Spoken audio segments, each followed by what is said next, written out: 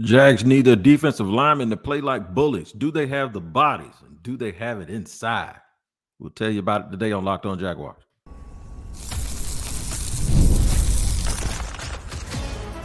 You are Locked On Jaguars, your daily Jacksonville Jaguars podcast. Part of the Locked On Podcast Network, your team every day. What she said, you heard what she said. That's right. Locked On Jaguars is your team every day. We thank you for making us your first listen here on Locked On Jaguars. Make sure you head over to the YouTube page if you watch podcasts and hit the page that is Locked On Jaguars.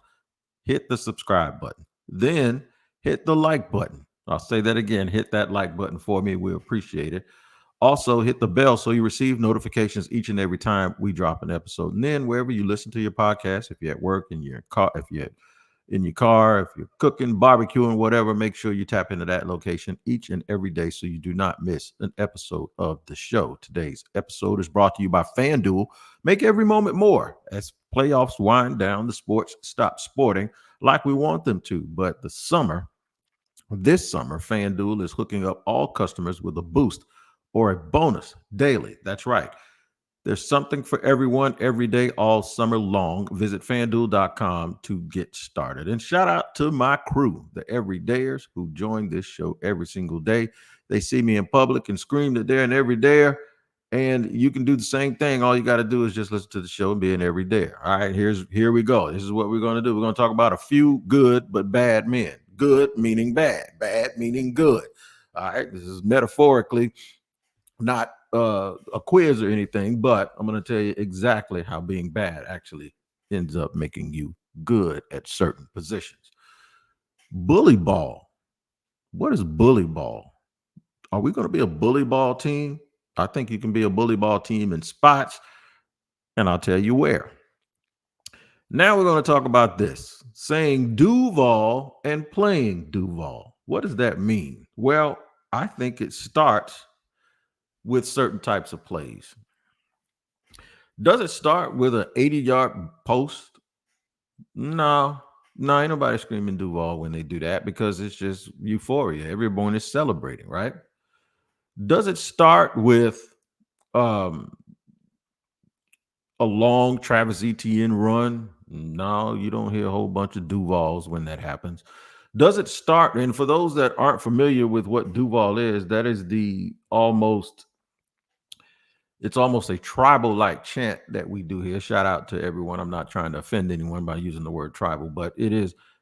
If you live in Jacksonville, you understand. It's something that started. People were wondering where the chant started from. Well, it really started from in the 90s. A guy named Eazy, I think, was the first dude I heard say it, and it was represented. It was represented when the guys would go off and they would be at college, just like FAMU or Bethune-Cookman, and all the Jacksonville people would scream Duuuvvaaall. And then they started doing it in the penitentiary too. So that's a whole nother thing. But now it's taken on a whole lovable, sort of playful meaning in Jacksonville. But there's a certain type of play and there's a certain position group that I want to focus on that really, really personifies what that means. It is the defense.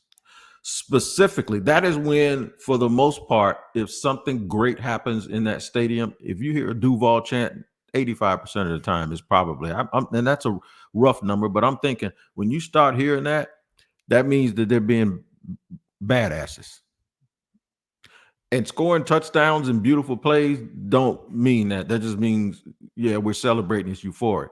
But when you're starting to bully people and you're being bad on defense, go back to 2017, go back to the early 2000s, into the 2000s, the late 2000s, and the 2010s, when you can cherry pick those, and trust me, it's real easy to do this. Pick out those years the Jaguars were good. There wasn't that many of them. And you'll understand why that whole Duuuvvaaall thing is more represented by the defense, specifically the defensive line. And that's why we're going to talk about them today, because I think the defensive line, I know we talked about Trayvon Walker individually yesterday, but I ain't talking about edge rushers. I'm talking about those dudes in the middle. I'm talking about those guys that set the template by being able to stop the run. I'm talking about the ones that have the quarterback having to leave the pocket and allow those defensive ends and those edge rushers and those linebackers to flow to the ball. I'm talking about if you go all the way back in the history of this team, and I'll go back real early. I'll go back to the Gary Walkers of the world, G-Funk and all of those dudes.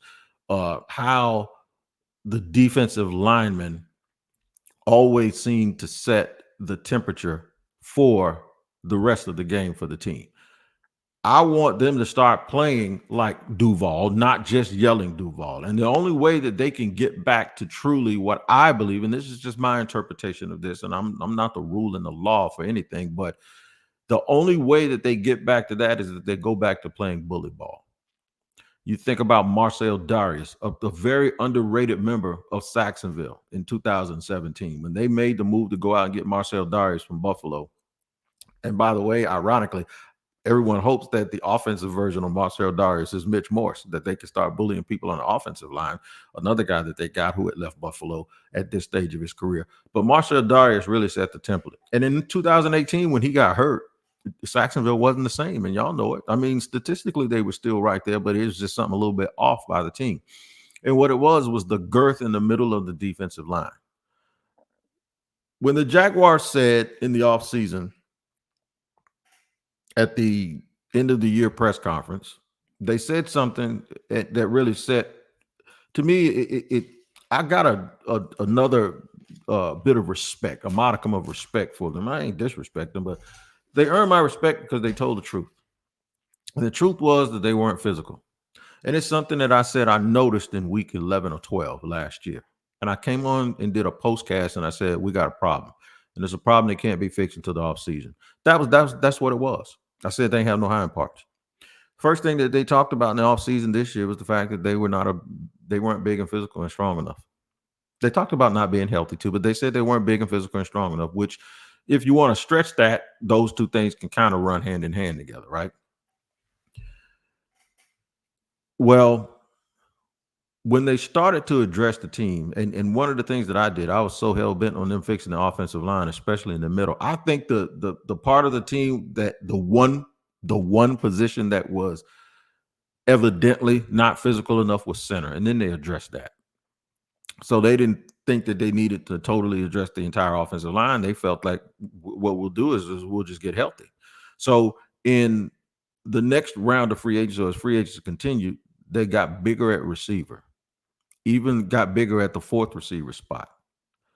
They got more physical. Devin Duvernay is a bigger version, I believe, of Jamal Agnew. And I know it's not necessarily apples to apples, but still, you get the point.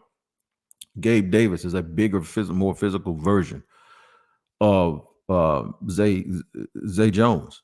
And then Brian Thomas Jr. is something that they didn't even have on the team. So, and he's a big physical kid. They addressed their physicality in their skill positions. And then they did something else.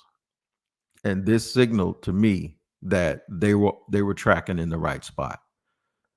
They addressed the defensive line, and they addressed it over and over and over again. And that's why I want to park right there and talk about the prospect of the Jaguars playing bully ball and how that could impact the team next year, and go through each one of the three additions that they made along the defensive front, and then talk about some developmental players too when we talk about a few good, quote unquote, bad men in segment number 3. All right, so that's what we're going to do here.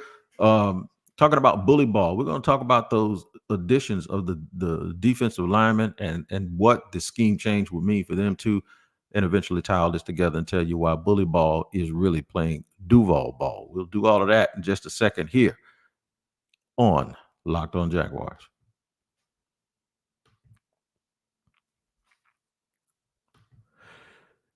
Today's show is brought to you and sponsored by LinkedIn. That's right. LinkedIn Talent Solutions is where it is and where it's all about, man. If you have a small business and you need to get the word out, there's no better place for you to get the word out than LinkedIn. I started a barbershop, 15, 16 years ago, and I needed some help.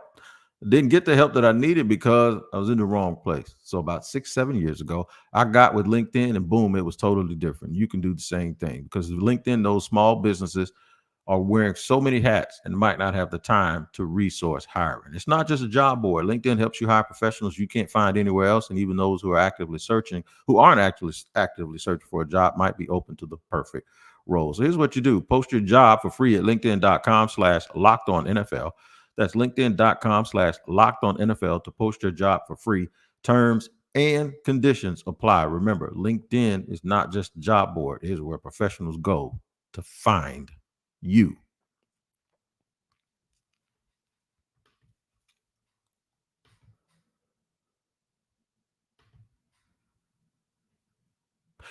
All right, here we go. Running it down here on Locked On Jaguars. We're at your team every day. We thank you for making us your first listen. Talking about the importance of playing Duuuvvaaall instead of just saying Duuuvvaaall. And how do we get to the point where the team can be on the field representative of what's in the heart? And I'm gonna tell you, when the Jaguars fans yell that, it means something. It really does. It's a battle cry, if you will.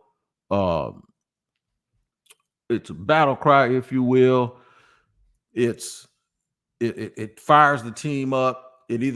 Or sometimes it's a response to the team playing so well. And it's just like saying, man, embody the spirit of the people of the city. Embody who we are. So you know who we are. We can be bullies if we want to. We can be downright gritty. We can not like each other, and then somebody else come in and say something, and then everybody that doesn't like each other will gang up on the other people. That's a classic bully ball. So if you don't just say it, but if you play that way, what type of play can be the most indicative of whether or not that battle cry and that rally cry is working? I think it's defensive line play. I think it's bully ball. Let's talk about the additions that the Jaguars made in the offseason. I'm going to include Eric Armstead in that because Eric Armstead, to me, is the Calais Campbell type of today's Jaguars defensive line. He's going to spend probably most of his time inside, but he can rotate and fall outside a little bit. They can flip-flop, just to take advantage of the mismatches and to give teams different looks. So you may see him and Trayvon flip-flop. You may see if Trayvon or Josh Allen is out of the game, you may see him at big end, and then they go with like Maason Smith, some variation of Maason Smith, Davon Hamilton, who I will really focus on in just a second, or whether it's Tyler Lacey and, of course, Roy Robertson Harris. They got a nice mix of people, and I can't forget about the young kid, Justin Jefferson. So they have Jordan Jefferson. They have a very, very nice mix of young players. The next time Justin Jefferson plays defensive tackle, y'all let me know, right? It's George Jefferson. But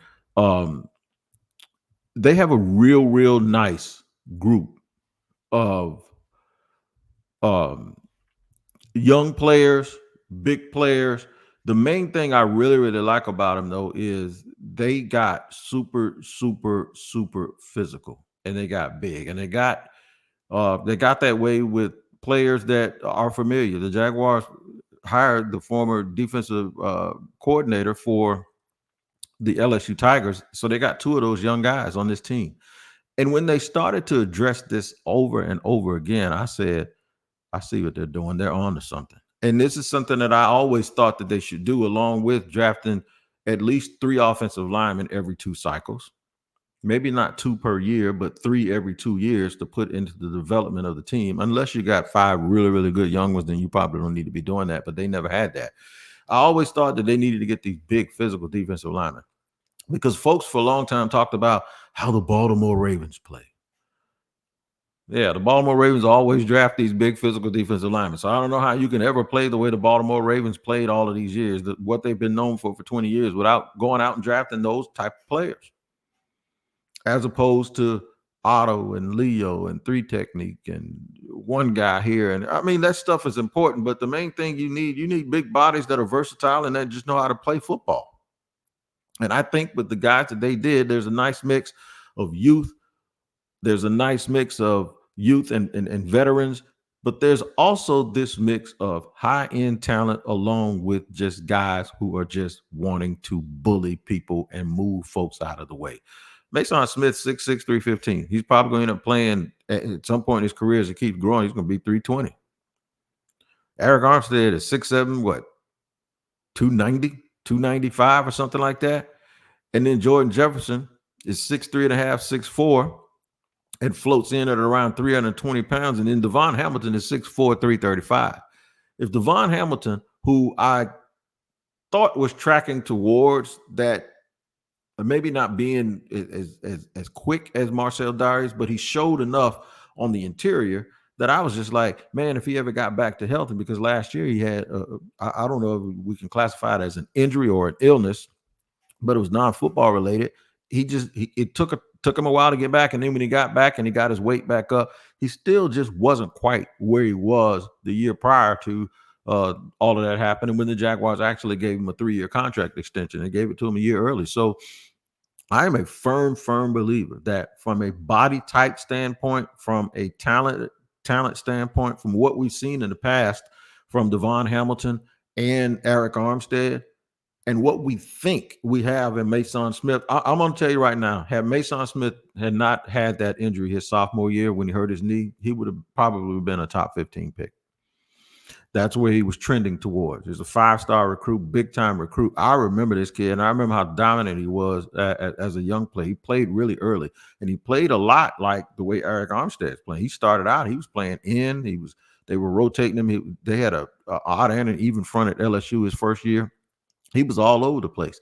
He initially got hurt in the kickoff opener 2 years ago against Florida State. Yeah, he was celebrating, and he jumped over a pile after making a really good effort on a play, and his knee buckled. And then he came back last year, had a bit of a cumbersome knee brace on. Wasn't quite the same dude, but as the year progressed and got towards the end of the year, you started to see him look like he used to look. So the Jaguars took notice. The knee brace came off. Then the workouts came. And then there were teams that I think most people had him around the second or the third round, but the Jaguars pulled the trigger on it, and rightfully so. They had inside information, and they should have. But I think it's going to be something that is really going to be a boom for the Jacksonville Jaguars, that they have all of these guys back. Now, can they play bully ball? Do they have the mindset? That's going to be all up to Ryan Nielsen and his coaches, and how they decide that they are going to employ these guys. I think they have enough people that they can keep them fresh. I don't mind a rotation. I just think that rotating is fine, but in critical situations, you need your best 4 guys out there. Unlike the offensive line, where you don't want them to rotate. Defensive line, you do need a rotation of players. But I don't see a whole bunch of fall off when you're talking about putting those young guys in. I don't see a whole bunch of fall off. I absolutely do not. I think they can go about 7 deep on the defensive line with confidence, and maybe even stretch that to two more players beyond that. On the total defensive line, when you're talking about from end to end, they can probably go 7 deep with guys that they're very, very familiar with, that can absolutely come out and perform and play and get it. So, yeah, it's not just about being big. It's not just about being long and tall. They've had big lines, but you can have a whole bunch of fat dudes that can't stay in shape. That ain't going to get it done. I think they have a lot of guys who are tangibly good enough to make Duuuvvaaall and bully ball come to light. And if this happens, it's a bonus. Now, I said they could go about 6 or 7 deep or 7 deep. What if they get extra play from a couple of other people, developmental guys? I'll tell you who those people are too. I'll make sure you hear it right here on LockOn Jaguars, because if you're watching Fox Sports or ESPN on your TV all day, you have to turn down the volume with all that shouting and screaming, make the switch to LockOn Sports Today, a free 24/7 sports streaming channel programmed for you every day to bring you the biggest stories without all the screaming. LockOn Sports Today brings you can't-miss analysis, opinions, and news, streaming 24/7 on YouTube or the free Amazon Fire TV channels app, part of the Locked On Podcast Network. Your team every day. Talk about a few good men, or bad men, if you will. We'll mention them in just a second here on the third and final segment of Locked On Jaguars.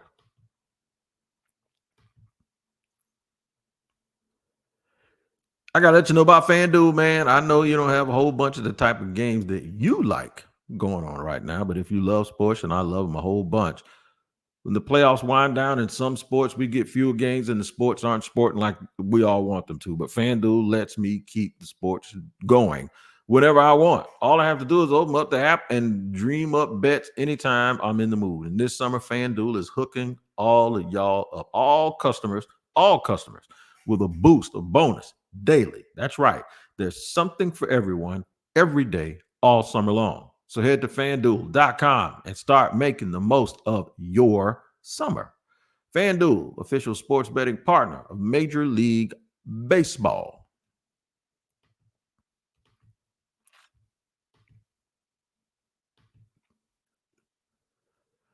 Third and final segment here of Locked On Jaguars. Not the final one of the week, though, because I'll be right back here tomorrow bringing you more Jacksonville Jaguars coverage as we get ready to turn that corner and head into training camp week. And boy, oh boy, I am so excited.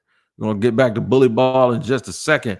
I got to tell you, I just got an email from the Jaguars, man. They're showing the release of the Prowler throwbacks in celebration of the 30th season of the Jacksonville Jaguars. Today unveiled the team's long anticipated Prowler throwbacks. Wow. It was made famous by the 1999 Jaguars team that set a whole bunch of records, right? And in the October 6th contest this year against the Colts, the franchise's first head coach, Tom Coughlin, will be inducted into the Pride of the Jaguars during a halftime ceremony. Good for him. He deserves it. He's a really, really good man. All right. They're going to have those jerseys. That's right. Throughout the 2024 season, the Jaguars will also commemorate their 30th season in the NFL. Man, this is outstanding. So I'm going to click on this real quick. I'm going to try to share this with y'all before we get off the air. I don't think I'll be able to do it, but there they are, man. Ooh, God, they look good. I haven't seen those uniforms in quite a long time, and the Jacksonville Jaguars will wear those uniforms. People have been asking me to do a uniform show. I'm like, I don't know what I can do. I can't do a whole 30 minutes on a uniform. But there you go. The Prowler uniforms are back. That's an announcement the Jaguars are making. And it's ironic. It's ironic now that, I hope that's the right word to use, that we're talking about throwback type of play when these throwback jerseys have been revealed to the fans and to the public. I know people are going to clamor for those jerseys to be the jerseys that they wear all the time, too.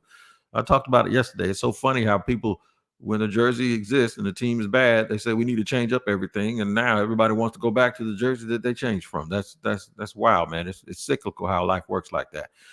But a few good men, even those teams in the past, they had guys like Joe Smingy, right, that represented everything that was represented about Duuuvvaaall. I remember they used to yell his name out, Smingy, every single time he made a play. There was just so many guys. Jerko, y'all remember Jerko?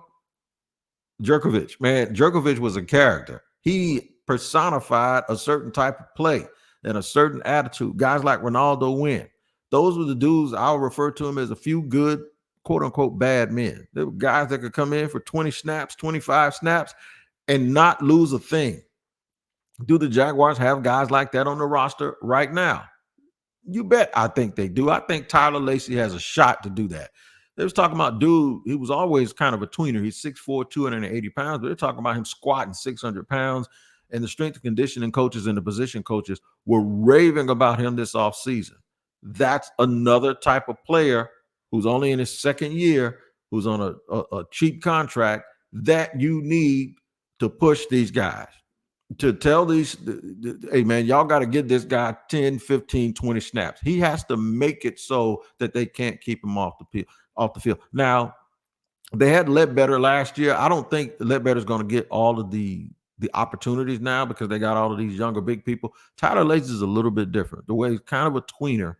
He's kind of a dude that you could say, oh, he can play in a 3-4. He could play in a 4-3. He could play a little big end. He could play a little bit inside. That is value. That's going to be roster value. That is going to be the type of value that allows you to manipulate your roster and who you cut and who you keep. Having a dude like that is versatile, but is also big, strong, and can now take that weight room strength and transfer it to the football field in short spurts and just be a really, really good player. Adam Gostis had sort of been that type of dude, and while he's still in camp, he's got an uphill fight. I like Adam too. He used to be my neighbor, but he has an uphill fight to really, really, really make an impact on his team. But now you get dudes that like that were contributors to a team that you wanted to improve. Now they're dudes that are pushing to just try to be the last guy on the team. So this is what I mean about getting better and pushing guys down the roster a little bit. But those dudes are pros. You trust them enough, and they understand how the work goes. You ain't trying to explain a whole bunch of stuff to them because they get it. In fact, they're probably helping you coach other guys up. This is how a team eventually starts to get better. It's not just the frontline guys, although those guys have to play. But dudes do suffer. This football is physical, so guys get banged up. Folks, when they get banged up, sometimes they need a little bit of a blow. And then sometimes you just need to say, no, it ain't about being banged up. We just got 9 guys that we can play. I said they can go 7 deep. Who are the other 2? Is it Maason Cole, the other young player that wants to kind of stick his nose into the situation? Because the dilemma is when you start really, really getting good players, but you don't have room for them, you can't store them and stash them anymore. The NFL really watches that stuff. They used to have something called Plan B back in the day. I think Washington did it better than anybody. Yeah, the dude totally healthy. They just say he was hurt, and he wasn't really hurt, right?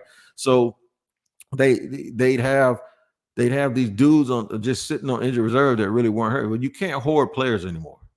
So the thing is this is why the Adam Gosses of the world have to really, really fight, because if Maason Cole shows them something that looks similar to what Adam Goss, they'll keep the younger guy. Why? Because they have him longer. He's not making as much money because he's on a rookie deal. And then you would think that him being young, there's more blue sky and there's more developmental ceiling than keeping an older guy. But make no mistake about it. The most important thing are the starters, but you need a few good, bad men also. I'm only talking about things that are going to lead to a championship.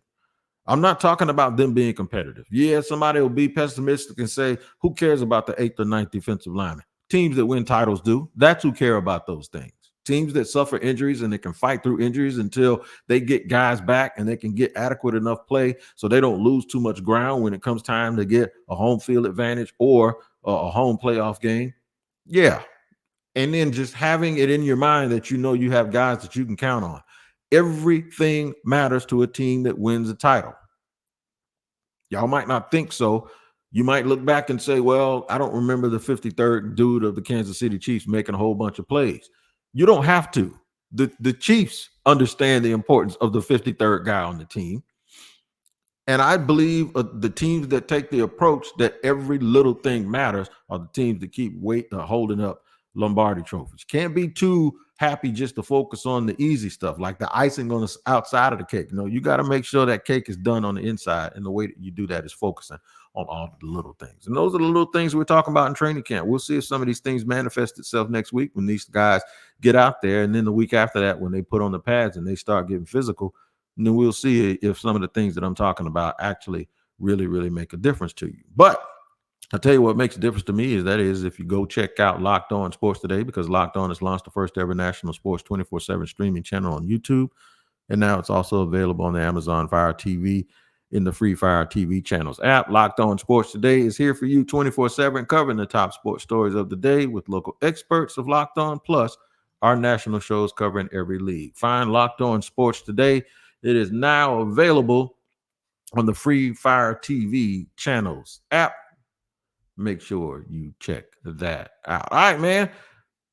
That's going to do it for today. Y'all go check those uniforms out, man. Those uniforms are really, really nice. I'm telling you, people are going to beg. People are going to absolutely beg for these uniforms to stay because they do add a little bit of pop and a little bit of color. I ain't going to be too old school. Yeah, I like them too. All right, man. We'll see y'all tomorrow on the next edition of Locked On Jaguars. Take care of each other.